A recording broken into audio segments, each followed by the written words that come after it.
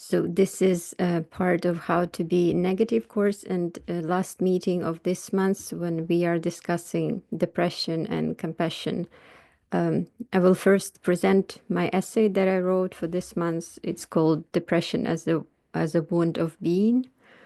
And we will also consider depression as a compassionate dimension to depression.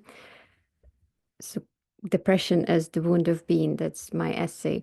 And generally my problem and my maybe interest even with depression and some of the other negative words and negative terms and negative state is that it's kind of strange word that cancels itself.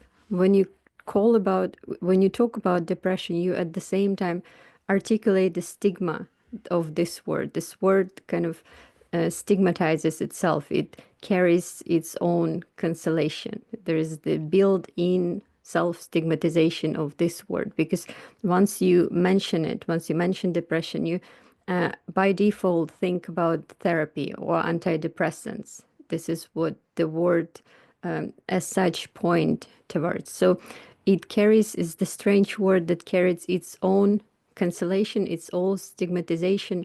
And partially this is because it is a part and a product of therapeutic society, of psychologized culture that we exist within. And this is how we tend to define various human states by naming them, reducing them to how we feel inside, and naming some of them, considering some of them as desirable and others as non-desirable, such as depression, something that we pathologize and assume that they're not supposed to exist. So within therapeutic culture, and everything that is outside of this discourse, outside of the words of therapeutic language, is kind of dismissed and regarded as not substantial, as secondary. So if you approach what is called depression from poetic point of view, or poetic description, a vision, or existential one, it will be seen within therapeutic society, it will be seen as a symptom of depression. It won't be regarded as actual stuff of depression. It will be seen as secondary in relation to words of, to language of psychiatry or language of psychology that is seen as adequate. Whatever else you try to talk, language that you try to use in relation to depression is somehow seen as the symptom of depression, as something that goes together with depression, and it's not substantial as a symptom. And it's in a way a gesture of domination of psychiatry, that it's not you talking, it's your depression talking. So it's not actual thing that is adequate to say, something like it. And depression is, in this therapeutic society, it is framed as DSM diagnosis, reduced to clinical category, devoid of existential depth, and in general, negative states are reduced to just mere experiences and seen as something that one needs to overcome through pill or through therapeutic techniques. And I'm also mentioning that within psychiatry, actually, there is a self-criticism of various reductionist theories, such as chemical imbalance theory. For example, Ronald Pice, who is psychiatrist, contemporary psychiatrist, would claim that actual psychiatrists, they don't use them.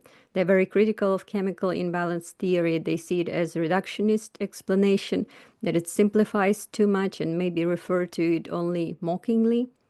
So there is a space of self-criticism within psychiatry, that it's somehow we have this need to reduce, to simplify what depression signifies, but we don't, maybe psychiatric language, it's too reductionist itself to discuss what depression might refer to. But at the same time, this reduction might be therapeutic because it simplifies, it explains something that in philosophy, if we and this is what I'm trying to do, to make depression a philosophical concept. And it's less therapeutic because it just doesn't give answers, doesn't provide, doesn't comprehend it as a diagnosis, doesn't guide you. So it's more confusion here than in within therapeutic language.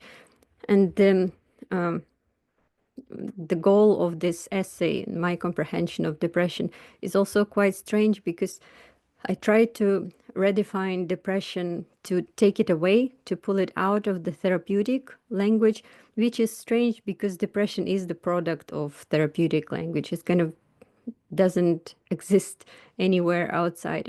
It would be easier with melancholy or with anxiety because there is more of a history of philosophical questioning or development of those terms, or even psychoanalytic ones.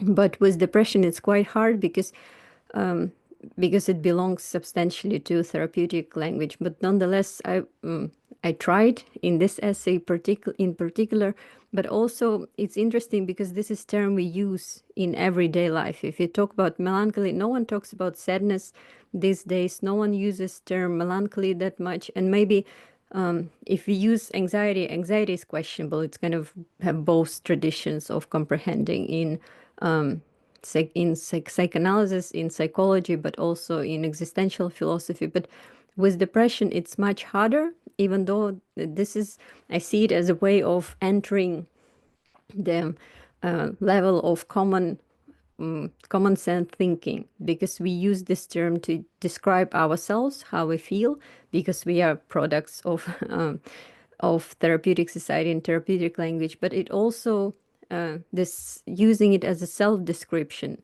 without questioning, it might be also a point of entrance into comprehension of oneself and the world through a term that we know, but open up something different that we might try to designate when we are discussing it.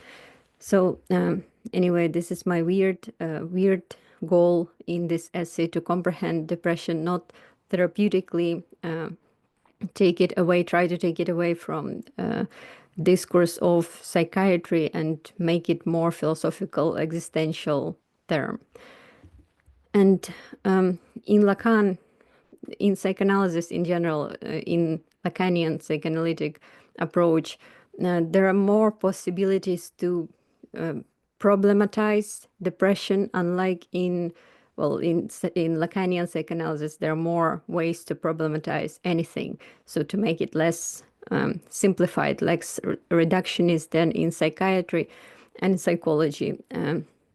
But nonetheless, Lacan still contributes to stigmatization of depression in a way, but not in a way, but openly, because he only passingly, briefly refers to the term depression in his television seminar, claiming that it's a moral failing and imposing kind of the cure for it as a duty to be well-spoken, which is not only in relation to depression, but in general, say, Lacanian psychoanalytic demand to be well-spoken. And once depression enters Lacanian framework, it's kind of seen as this ethical failure, which contradicts the demand to speak well. And this is my problem with it, because just why this demand necessary? Why do we have to? Why the subject needs to be well spoken? And wherever I find myself in uncertain situation in relation to Lacan, I always, as you maybe noticed, mention Monique Wittig, because her criticism of psychoanalysis, of Lacanian Freudian psychoanalysis, I like her because she doesn't elaborate on her criticism. It's just emotional, just claiming that basically that it's bullshit, and claiming that psychoanalysis is exploiting those who are analyzed, that it's cruel, that it's imposed certain figures of speech or reduce suffering to certain figures of speech. And I will also add here that it's kind of cruel to demand to it's kind of cruel to comprehend it as moral failing and to demand one to speak, and not to mention that it's also a pathologizing thing. But what really hurts is Kristeva, more problematic for me than Lacan, because I love Kristeva and I love the Black Sun book where she's considering talking about melancholia and depression. And there are so many amazing parts of the book where she engages philosophically, psychoanalytically with depression and melancholia. For example, in this passage where she's talking about her own depression, comprehending herself as a living dead, and connecting her philosophy, claiming that it's a mute sister, depression as a mute sister of her philosophizing, of her philosophy. So this is precious for me because it's rare when someone is talking about their own depression through their depression, not trying to um, uh, estrange it, um, take it away from oneself, or like occupying the space of distancing from one as a depressed, because it is pathologizing when you don't speak from within your depression and see yourself as the object that is sick with depression, and occupy from this kind of space where you are not sick with depression, where you're kind of healthy in psychological way. So nonetheless, she sometimes does it, talks about depression as her own, from within of depression. But the general mood, she still belongs too much to Lacan. She still too much, in my view, is confined by Lacanian thinking and by psychiatric thinking, because uh, she would um, she would talk about psychiatry and use some of the psychiatric terms of her time that are problematic, like talking about depression as state of retardation, which psychiatrists don't do anymore. But nonetheless, like there are so problematic things about her not being critical enough and subordinating too much to this Lacanian pathologizing framework and psychiatric pathologizing framework. And including, because it's her depression, it means that she's pathologizing herself. And maybe that's the price that she paid to be accepted by Lacanians, not criticizing it too much, just a little bit questioning certain things. And depression is one of them, because she still keeps, this is my diagram for Kristeva thinking. She introduces the word semiotic, uh, and which designates for her the space of maternal, the something that lacks structure, the absence of identity, poetic dimension, and rhythmic rather than linguistic. And she would situate depression here on the semiotic level. Then she would talk about symbolic level dimension in a quite Lacanian way. So sharing the idea with Lacan. This is, she doesn't say it's masculine, but there's the dimension of language, of linguistic structures where identity is formed and the order and structure exist. And Lacan is all obsessed with Lacanian psychoanalysis, with this symbolic, entering the symbolic, positioning yourself in symbolic. This is where the demand to speak well occurs. And since depression is here, and I would agree with this for Kristeva on this level of semiotic, she actually she's more accepting and more talking more at least about the semiotic, claiming that in relation to symbolic, symbolic is still like this semiotic is all encompassing structure. It's like everywhere. Symbolic exists within semiotic. It can never overcome it. And this is how she's different from Lacan, because in Lacanian psychoanalysis, there is impression that you can overcome the non-linguistic and be here completely. And she would make more, emphasize more the semiotic, that it's never, symbolic is never fully detached from semiotic, but none the way she's too Lacanian, too subordinated to Lacan, because for her there is still this privileging of symbolic. There is still demand to speak well, to talk, which means also at the same time demand to separate from mother, and which implies stigmatization of depression.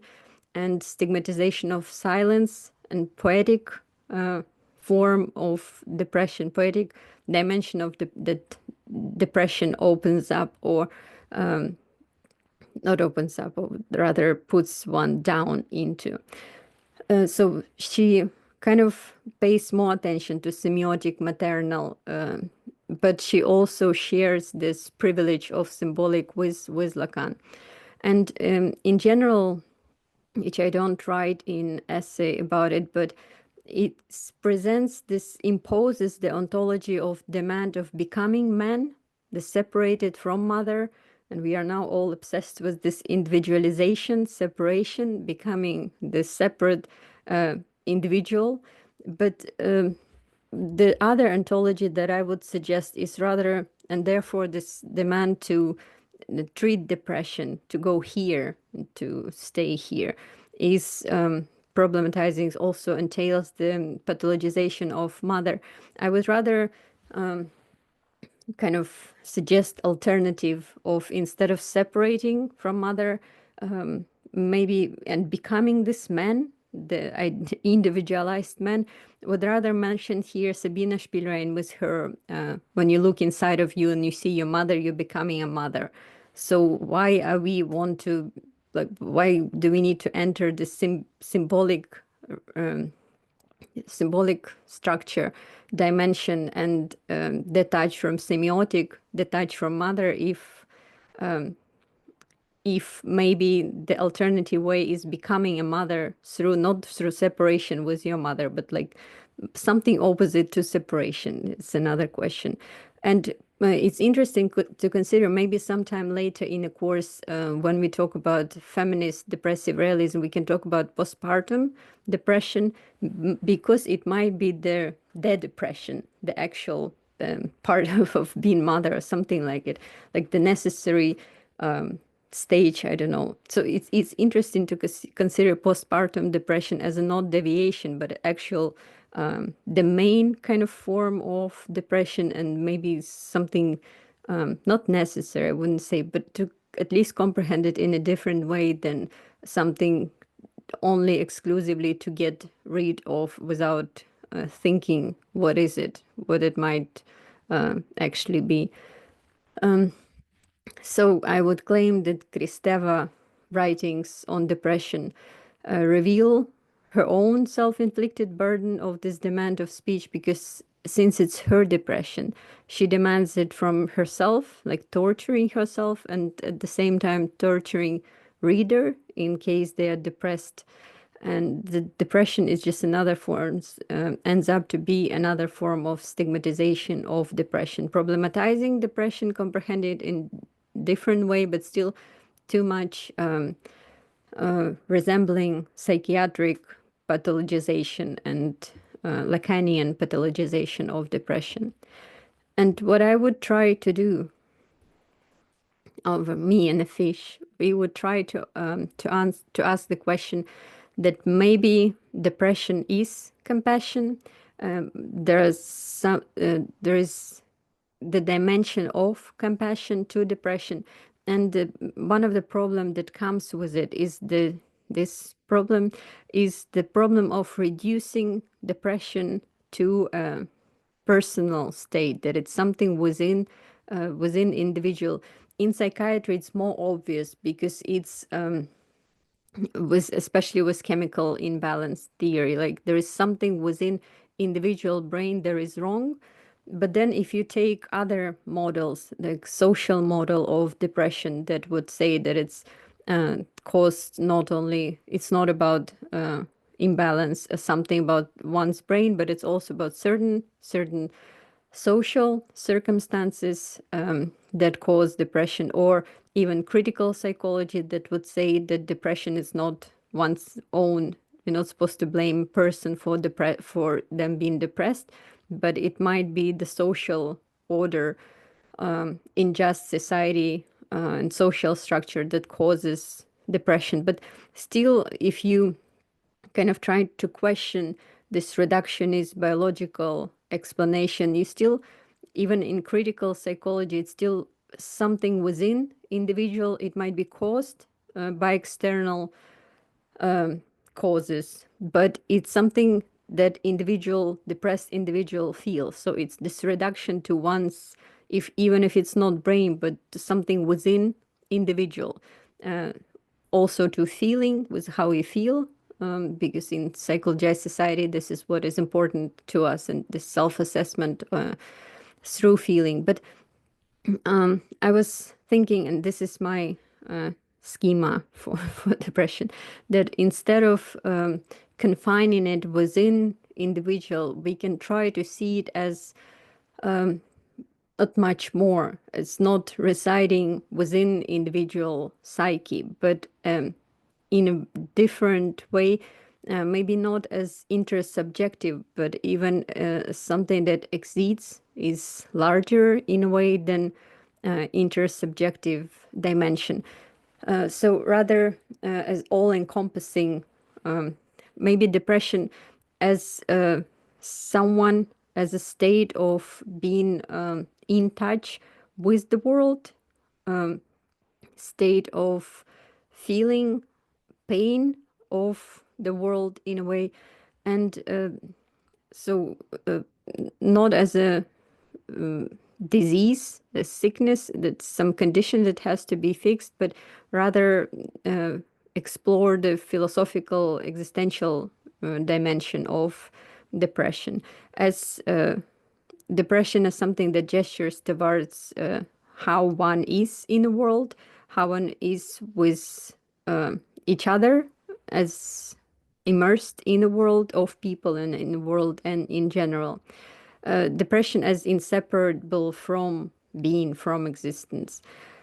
There's also the dimension in this relation. We can talk about dimension of compassion in depression, because normally, so compassion, when we use the word compassion in relation to, in conventional language, in relation to depression, we would signify with the word compassion how one would feel, someone who is not depressed to the other person who is depressed, how one feels to in relation to the depressed person. But what if depression, this is my main probably claim in this essay, that depression is in a way compassion, not in a way, but there's substantial dimension of depression might be compassion, because when you're depressed, it's not the state that is limited to you, to your individual psyche. What if it's the opposite of getting in touch with the pain of the world, or the tragic dimension of existence of the world? What if the maybe what individuality is as the kind of a barrier between one, illusionary barrier between one and the world of others, and the world as such, the existence of the world during depression just collapses, and we are kind of the illusion that stops us from feeling this pain suddenly doesn't work, and we get in touch with this pain. So depression as compassionate compassionate dimension of feeling, state of compassion in relation to the world, something like it. And also, they define compassion as such is normally defined as ability to feel someone's pain. And I was thinking, which I like this definition, compassion as ability to feel someone's pain. But at the same time, we kind of see people who are compassionate to those, for example, who are depressed, as compassionate people as not depressed themselves. So somehow they do feel the pain of the other, but stay healthy in a way, without actually feeling the pain. So kind of, what are they, pretending pain without becoming depressed themselves. And I was also, without trying to reduce it to feeling of depression, we could say that it's because we emphasize too much feeling in therapeutic world. I would say that it's not necessarily just feeling of someone's depression, but rather kind of existential mode of sharing pain, of carrying a pain of the world and of others. And depression can be seen as this state of compassion, of bearing the pain of the world and getting in touch with this pain. So in this way, depression can be seen as compassion, and actually reducing it to individual and reducing it to diagnosis might be a therapeutic technique to and reduce it to individuality. It might be therapeutic technique of trying to prevent what depression actually opens up, that it's not, it's not the world that you feel is suffering and pressuring you with what we call depression, but it's like a chemical imbalance in your brain. Because from this perspective, what depression opens up as existential term, it's too much to carry. It also means that it's not the state of you being inadequate, but maybe a state of being too adequate, so adequate that it's unbearable, feeling the pain of the other, not being numb, feeling the pain of the world, not being numb to it, but at the same time being numb to it because it's a numbing pain. So I would claim that that's the end. The depression can be seen as getting in touch with another dimension of reality where the world exposes itself in its profound rawness, when it's given to you in its more explicit way. And it's a special attunement that shaped whatever the better attunement and sensitivity to suffering or to tragic dimension of the world. All right, that was the last slide. I will stop recording and stop sharing it and come back to